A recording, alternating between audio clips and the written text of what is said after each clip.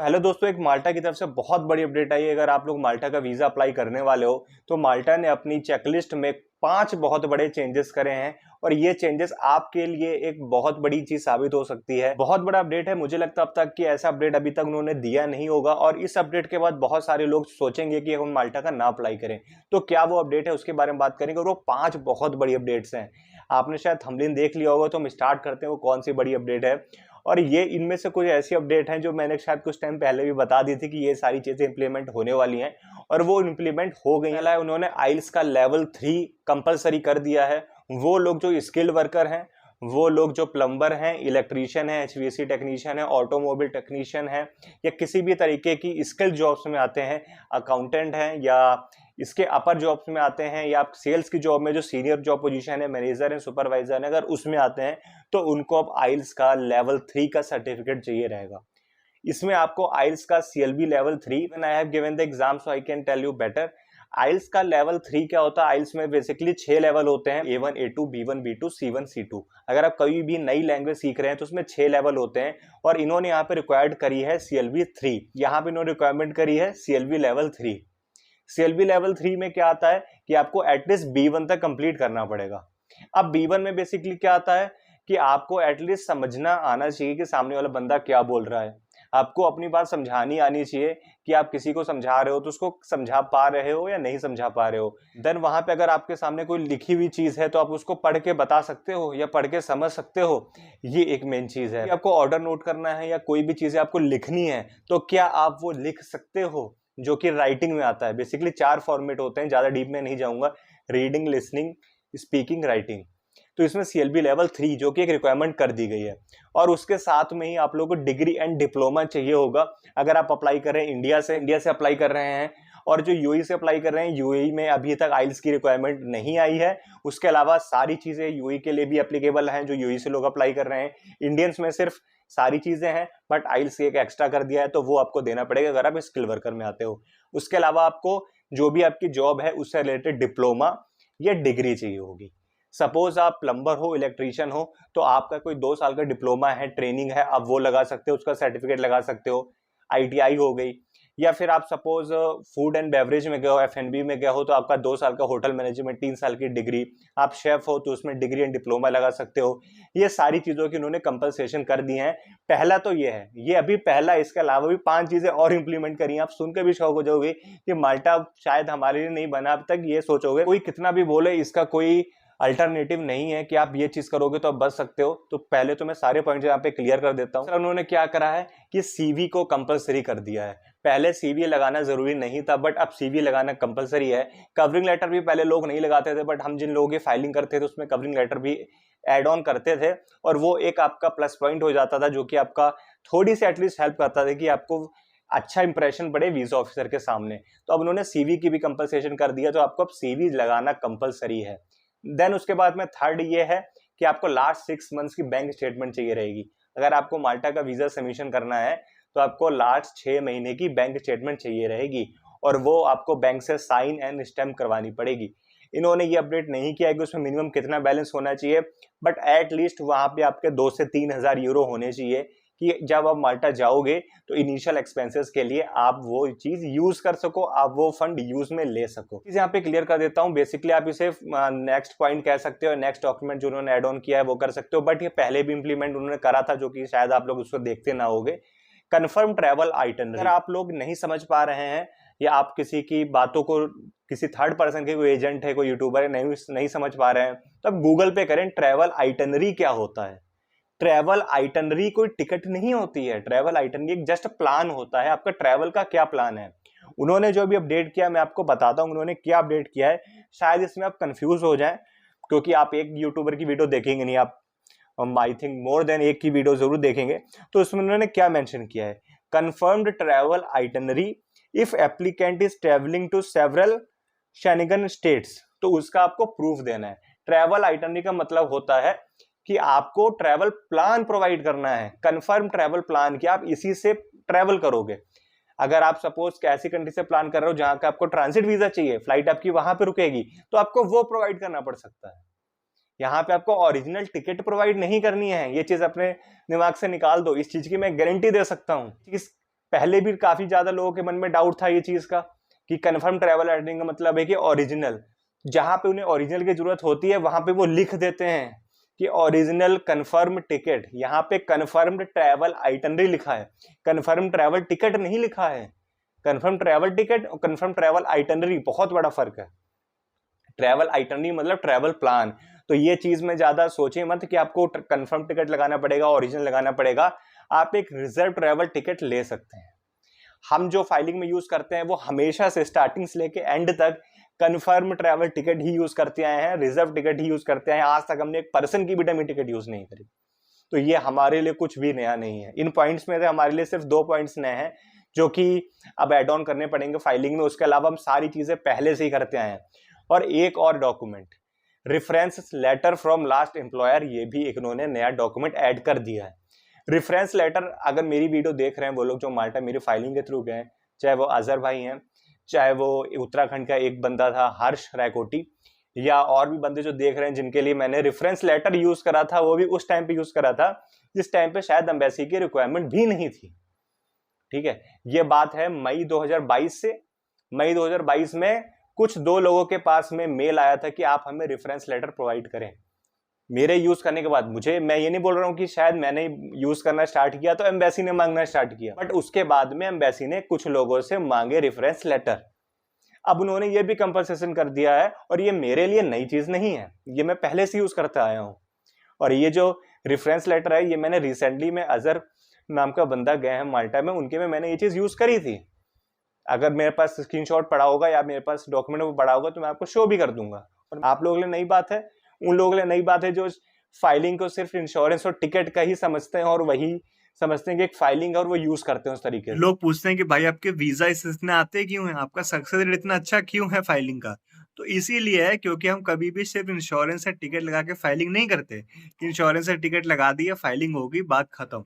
हम particular person की profile की एनालिसिस करके देन उसकी फर्दर फाइल प्रिपरेशन करते हैं, इसे फाइल प्रिपरेशन कहते हैं।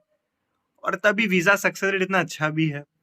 सिर्फ इंश्योरेंस टिकट लगा के कभी आपका सक्सेस रेट अच्छा नहीं हो सकता, बट आप जितनी भी बड़ी बातें कर लें। अगर मैं किसी पार्टिकुलर एबीसी कंपनी का इंश्योरेंस लगा रहा हूँ, आप XYZ का लगाते हैं और अपने आप को अलग समझेंगे, दैट इज नॉट डिफरेंट। ठीक है, के बाद में एक लास्ट पॉइंट है जो अकोमोडेशन से रिलेटेड है। पहली चीज यहाँ पे मैं क्लियर कर देता हूँ कि जब आपका वीजा रिजेक्ट होता है और आपका रीजन आता है intended stay was not reliable, मैं यहाँ पे ओपनली बोलता हूँ, इसका मतलब कहीं से भी ये नहीं होता है कि वहां पे आपके रहने का जो प्रूफ है वो सही नहीं है। हर कंडीशन में ये चीज नहीं होती है।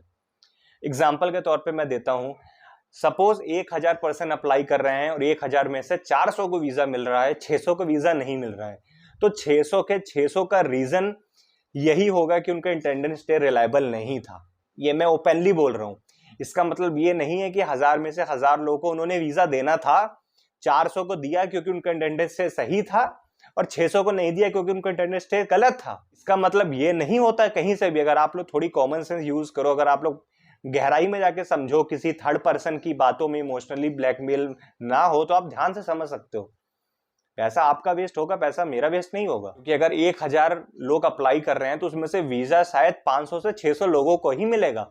और ऐसा नहीं कि जिनको जिनको वीजा मिला है उनके सबकी रहने की चीजें कंफर्म थी, उन्होंने हाउस अथॉरिटी लगाई थी, उन्होंने प्रूफ ऑफ डिक्लेरेशन अच्छा लगाया था, अच्छा इन द सेंस कि वो माल्टीज का था या वहां पे किसी गोरे पर्सन का था। नहीं, यूज करते आया हूं, मैं वही बता रहा हूं जो एक्सपीरियंस करा है। एक्सपीरियंस करने के बाद, यूज करने के बाद, सक्सेस रेट आने के बाद ही मैं चीज बोल रहा हूं। अब हम आते हैं अपने पॉइंट पे। ये आप लोगों के लिए है जो आप लोग पागल बनते हो, इसके लिए मैंने पॉइंट ऐड किया। इसके बाद जो मेन पॉइंट जो चेकलिस्ट में अपडेट हुआ है वो बात करता हूँ। वो क्या है कि इन्होंने प्रूफ ऑफ डिक्लेरेशन जो आप लोग लगाते थे, इसमें कुछ नया चेंज करा है। ज्यादा बड़ा चेंज नहीं है, छोटा सा चेंज है। शायद आप लोग पहले ध्यान से देखते हो तो आपको पता हो। इन्होंने अब क्या करा है कि आप लोगों को जो भी इनवाइट कर रहा है उसका पासपोर्ट, ठीक है, इसको भी नोटरी कराना पड़ेगा। एक उन्होंने ऑप्शन दिया है उसमें। पहले क्या था, कोई भी रेजिडेंस परमिट या कोई भी आईडी प्रूफ को करवा सकते थे। सपोज आप प्रूफ ऑफ डिक्लेरेशन लगा रहे हो, प्रूफ ऑफ डिक्लेरेशन आपको फिल होना चाहिए, देन साइन होने चाहिए उसके, देन फ्रंट एंड लास्ट में नोटरी होना चाहिए लॉयर से।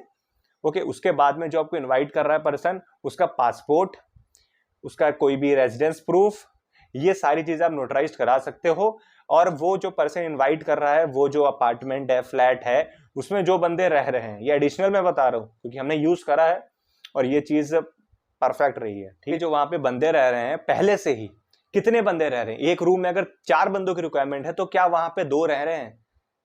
तो 2 रह रहे हैं तो 2 की स्पेस खाली है, आप उनका क्या बोलते हैं, हाउसिंग अथॉरिटी उन 2 पर्सन की वो लगा सकते हो, सिर्फ उसी रूम के एड्रेस की जो उन्होंने इन्वाइटर ने दिया है और जो मेंशन है आपके प्रूफ ऑफ डिक्लेरेशन में। अगर इसके बारे में कुछ भी डाउट है आप लोगों का, नीचे मैसेज कर सकते हो व्हाट्सएप में, वहां पे आपका डाउट क्लियर कर दूंगा। उसके बाद में होटल बुकिंग लगा सकते हो। हमारा होटल बुकिंग में भी 2 वीजास हैं, मैं आपको शो कर दूंगा। इससे पहले हमारे होटल बुकिंग के, इसी साल की बता रहा हूँ, 4-5 महीने पहले की, 4-5 महीने पहले की बात बता रहा हूँ, होटल वाउचर पे वीजा आया है। जब होटल वाउचर लोग मना कर रहे थे तब होटल वाउचर हमने यूज करे थे।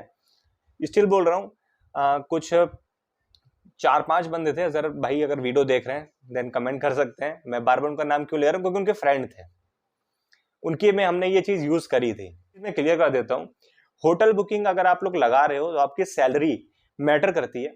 अगर आपकी सैलरी पर मंथ की 1200 से ज्यादा है, 1200 यूरो से ज्यादा है, तो आप 350-400 यूरो पर मंथ की होटल बुकिंग लगा सकते हो। अगर आपकी सैलरी 900 से 950 यूरो भी है ना, और आप लोगों को 300 से 350, 330, 350 यूरो की होटल बुकिंग पर मंथ की मिल रही है, आप लगा सकते हो। लेकिन वो 500-600 यूरो की नहीं होनी चाहिए। मतलब अगर आप 900 यूरो कमा रहे हो तो आप अपने एक्सपेंसेस, लिविंग एक्सपेंसेस पे 30% से ज्यादा मत करो, स्पेंड मत करो। 30 to 35%। 1000 यूरो है, 350 यूरो आप लगाओ उसकी, और वीजा आएगा, कोई दिक्कत नहीं होगी। और कोई रीजन हो सकता है, रीजन फिर से बता रहा हूं, वही है कि attendance stay was not reliable, क्योंकि मैंने आपको अभी एग्जांपल के तौर पे बताया, एक्सप्लेन किया बहुत अच्छे से। लेकिन वहां पे वो वैलिड डॉक्यूमेंट है, एक चीप डॉक्यूमेंट है, आप लगा सकते हो। ये चीज गलत होती तो वहां पे वो ऑप्शन ही हटा देते। उन्होंने ऑप्शन दिया है, दैट्स मीन कि वो एक वैलिड डॉक्यूमेंट है, होटल बुकिंग लगा सकते हो। बस किस तरीके से लगा सकते हो वो बात को समझो। अब जिसकी सैलरी 800-900 यूरो है, बताया इससे ज्यादा मत लगाओ, 300-350 यूरो से ज्यादा वीजा फिर नहीं आएगा। जिसकी सैलरी 1200, 1300, 1400 यूरो ऊपर जा रहा है, 30%, 25% आप अपनी सैलरी का अकोमोडेशन पे स्पेंड कर सकते हो, उतने की आप होटल बुकिंग पर मंथ की लगाओ। और वो 91 डेज के ज्यादा या 91 डेज की होनी चाहिए। हम जो यूज करते हैं वो पार्टिकुलरली जो वहां पे रेजिडेंशियल एरियाज हैं, जो रेजिडेंशियल अपार्टमेंट्स हैं, उनसे हम वो वाउचर ले लेते हैं। वो अलग वेबसाइट्स के थ्रू भी हो सकते हैं, वो डायरेक्ट भी हो सकते हैं, ताकि कंफर्मेशन अगर एम्बेसी करती है तो उसमें कोई प्रॉब्लम ना आए। तो ये एक पॉइंट है जो आप लोगों को समझना चाहिए। जरूरी नहीं है कि प्रूफ ऑफ डिक्लेरेशन के पीछे भागो, जरूरी नहीं है लीज एग्रीमेंट के पीछे भागो, और जरूरी नहीं है कि हाउसिंग अथॉरिटी के पीछे भागो। हाउसिंग अथॉरिटी कंपलसरी, या हाउसिंग अथॉरिटी यूज वहां होता है अगर आप माल्टा में हो, आपने जहां पे रह रहे हो वहां पे हाउसिंग अथॉरिटी आपको मिलती है, जिसके बिहाफ पे आपका टीआरसी अप्लाई होता है। तो वो चीज आपकी वहां पे हाउसिंग अथॉरिटी एक होती है, उसके बिना आप वहां पे अप्लाई ही नहीं कर सकते रेजिडेंस परमिट। बाकी जो मैंने चीजें क्लियर करी हैं, कुछ भी डाउट है डिस्क्रिप्शन में लिंक है, वहां जाके कांटेक्ट कर सकते हो। बहुत बड़ा अपडेट था, मैं ट्रैवलिंग में था इसलिए वीडियो नहीं बना पाया, और जैसे ही फ्री हुआ सबसे पहले ये वीडियो क्रिएट कर रहा हूँ। थोड़ी सी डिफिकल्ट हो रही है माल्टा के, तो इस टाइम पे थोड़ा सा ध्यान दें, और रिस्क लेने से बेहतर है, बिकॉज एक बार आप अप्लाई कर लिया सेम वर्क परमिट पे, तो दोबारा उस वर्क परमिट पे अप्लाई नहीं कर सकते। आपको दोबारा नया वर्क परमिट लेना पड़ेगा, उसी पे आप अपॉइंटमेंट बुक कर सकते हो और उसी पे आप सबमिशन कर सकते हो। तो पहली बार जब अप्लाई करो ना, सोच के करो। एजेंट्स की क्या बात करें, कल मैं वीएफएससी होके आया हूँ, यहाँ पे मैं फोटो शेयर कर दूंगा। वहां पे एक बंदा, बेसिकली एक एजेंट ने उनको भेजा टूरिस्ट वीजा के लिए, वो टूरिस्ट वीजा क्रोएशिया का था, और उसमें सिर्फ 4 डॉक्यूमेंट्स, पहला एप्लीकेशन फॉर्म, दूसरा वैक्सीन सर्टिफिकेट, तीसरा पासपोर्ट की कॉपी, चौथा आधार कार्ड की कॉपी। ना उसमें क्या बोलता है ITR, ना उसमें बैंक स्टेटमेंट, ना उसमें जॉब के प्रूफ, या बिजनेस करता है तो बिजनेस के प्रूफ, कुछ भी नहीं था। ना ट्रैवल आइटनरी, ना टिकट, कुछ नहीं। हाँ सॉरी, टिकट उसके पास था, डमी टिकट उसने लगाया हुआ था, ना इंश्योरेंस। और एजेंट ने भेज दिया, जी हाँ ये वो लोग हैं जो लोग 10-20 हजार कमाते हैं कि भाई हमें टूरिस्ट वीजा अप्लाई करना है। एजेंट भी कहता आओ, हमें तो अपने पैसे कमाने ही है, और तुम्हें ज्यादा पैसे वेस्ट करने की है, तुम नहीं समझ रहे हो तो अप्लाई करो। अब वो एजेंट ऐसे अप्लाई करते हैं, और उनकी एप्लीकेशन मेरे सामने की बात है। अगर ये चीज मैं गलत बोल रहा हूं तो आप डेट चेक करो, कल की डेट थी 25 अक्टूबर, और एक पर्सन आया था क्रोएशिया के 18 या 19 नंबर काउंटर पे। ये चीज मैं गलत कह रहा हूं तो कंफर्म कर सकते तो ऐसा चीजें भी हुई थी, ये ऐसी चीजें भी होती हैं कि कोई पर्सन है, सपोज थर्ड पर्सन है, मैं अपनी बात नहीं करूँ क्योंकि मैं चीज करता ही नहीं, तो बिना बात के मैं अपने ऊपर वो एग्जाम्पल भी नहीं लेता। कोई थर्ड पर्सन है, वो एजेंट है, उसको तो पैसा अपना कमाना है, उसको तो ऑफिस चलाना है, उसको तो अपनी फैमिली चलानी है। तो आए जी, मैं आया, सपोज मैं 20,000 कमा रहा हूँ महीने के, मुझे खुजली है जी, मुझे टूरिस्ट वीजा अप्लाई करना है, मुझे माल्टा जाना है, मुझे ये क्रोएशिया जाना है, वहां जाके वर्क परमिट में चेंज करना है। मैं एजेंट के पास गया, एजेंट बोलेगा ठीक है आप अप्लाई कर लो, कोई बात नहीं, आ जाएगा, 20,000 लगेंगे, 20,000 में सारी चीजें करूंगा।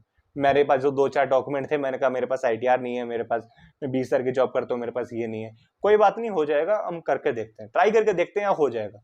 ऐसे करके मतलब जितने पैसे थे 20,000 उन्हें दिए, और उन्होंने जो हो सकता था वो दे दिए, ये लो जाओ और एम्बेसी में दे दो या VFS में दे दो। VFS भी जो 2-4-5 डॉक्यूमेंट्स होंगे वो सबमिट कर लेगा, लेकिन ज्यादा डॉक्यूमेंट्स होंगे, ज्यादा लैक ऑफ डॉक्यूमेंट्स होगा तो वो भी सबमिट नहीं करेंगे। तो यहाँ पे मेन रिस्पॉन्सिबिलिटी किसकी? मेरी है ना। अगर मैं जा रहा हूँ किसी एजेंट के पास, मुझे पता होना चाहिए कि मेरी प्रोफाइल कैसी है। तो वो चीजों के लिए शायद मेरे पास या एज अ एप्लीकेंट या एज अ पर्सन मेरे पास इतना टाइम नहीं है कि मैं उस चीज का रिसर्च करूं। बाकी जो समझने वाले थे वो समझ गए होंगे। कुछ भी क्वेरी होती है, ज्यादा वीडियो को लंबा नहीं रखेंगे, कुछ भी क्वेरी होती है रिगार्डिंग चेकलिस्ट जो है माल्टा की रिक्वायरमेंट्स अपडेट हुई है, डिस्क्रिप्शन में व्हाट्सएप नंबर है, कॉन्टैक्ट कर सकते हो। आगे मिलते हैं ऐसी इंटरेस्टिंग इन्फॉर्मेशन के साथ नेक्स्ट वीडियो में।